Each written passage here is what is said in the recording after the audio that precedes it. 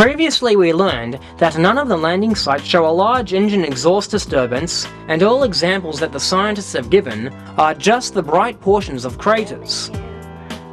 We also learned that getting blueprints to appear like this from orbit would require a mess of 6 rows of footprints with no gaps, as though there were 3 astronauts walking side by side, shuffling their feet through the soil.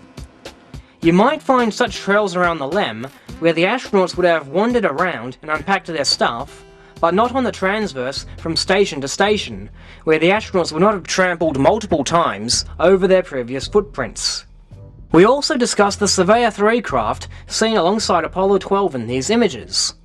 Comparing this LRO photo with these Hasselblad photos, we find that the Surveyor III is positioned differently between shots. As usual, the propaganda are objecting.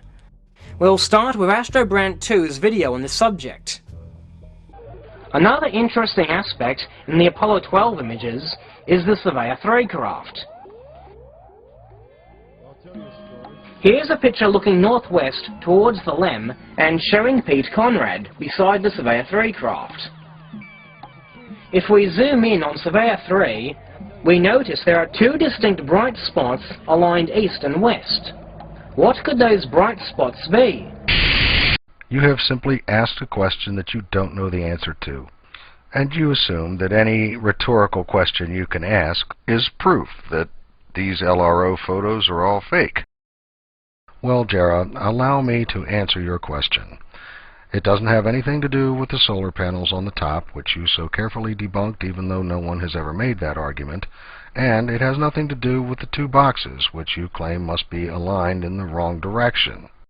It's caused by those vertical light and dark lines, which are a digital photographic artifact that you referred to earlier yourself.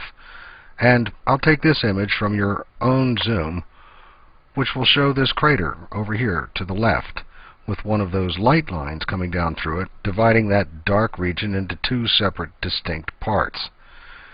One of the dark lines, which can be seen here, does exactly the same thing to this white blob.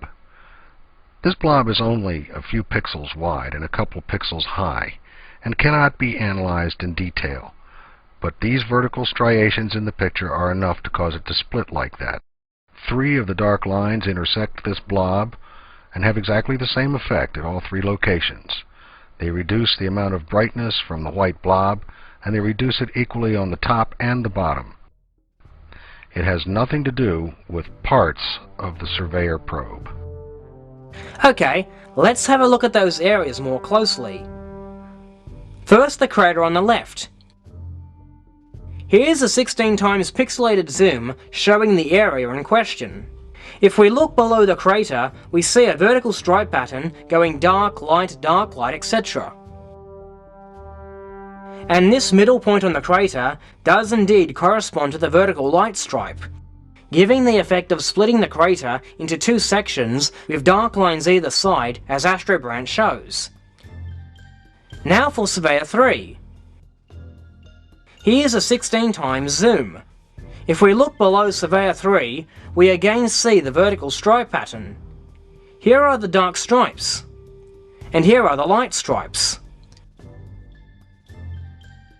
According to Astrobrand, the center point on the probe is a dark line, and this causes the probe to split. But if we examine the pixelated zoom, we see that the central point of the probe instead sits on a light line. Furthermore, those 3 dark lines he draws, and claims to be dark stripes, actually correspond to 3 light stripes. Not that you can see any of this on his blurry, low-resolution images. It's a pity he doesn't have access to any software that can zoom in properly. Since we're on the subject of Surveyor 3, I'll get this out the way too. There is another newbie on the block, Karsten1948, who discusses the Surveyor 3 solar panels. Karsten's video is rather unusual because I don't know whether he's trying to disagree with me or support me. In my original video, I claimed the solar panels could not be the source of the double white spots because only the panel on the left could reflect the western sun upwards. Karsten starts his video with this quote, and then goes on to prove it's possible that the sun hit the right-hand panel. Well, that's interesting to learn, but not contrary to what I claimed, which was that the sun could not reflect upwards from this panel. In fact, what Karsten has shown is that it is impossible for the sun to reflect upward from either panel. So I guess I need to thank Karsten for ruling out the possibility that either of the white dots are due to solar panel reflection. And GoneToPlaid said, "Hi Jarrah." And so on. I guess you meant plaid, by the way. Another opponent and frequent commenter on my videos, GoneToPlaid, or Plaid as he pronounced it in the US, has a website on which he displays enhanced Apollo photos. According to his Twitter account, his name is so I'm going to refer to him as since we can't agree on how to pronounce his YouTube ID. Claims the vertical stripe pattern seen in many LRO photos is due to spacecraft jitter. Based on my knowledge of what shaking a camera does to an image, I'd say this is unlikely, but let's just say he's right, since what's causing the stripes is unimportant at this point. Created some images in which he claims to have de-jittered the LRO pics and reveal interesting details.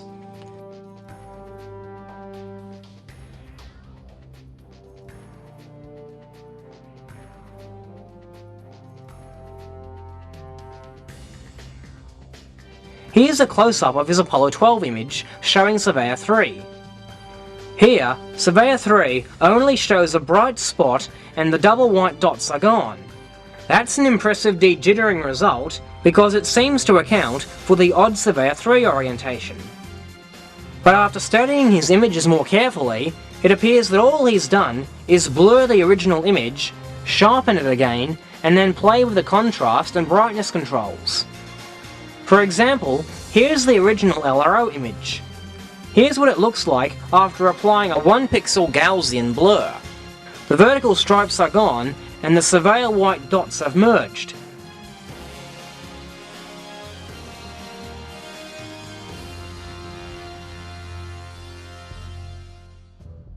Next we apply an unsharp mask of 1 pixel radius to get this.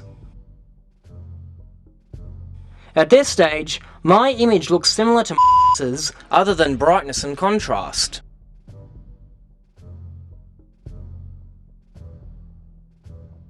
The next step was tricky, but after playing with the color balance curves, I arrived at this.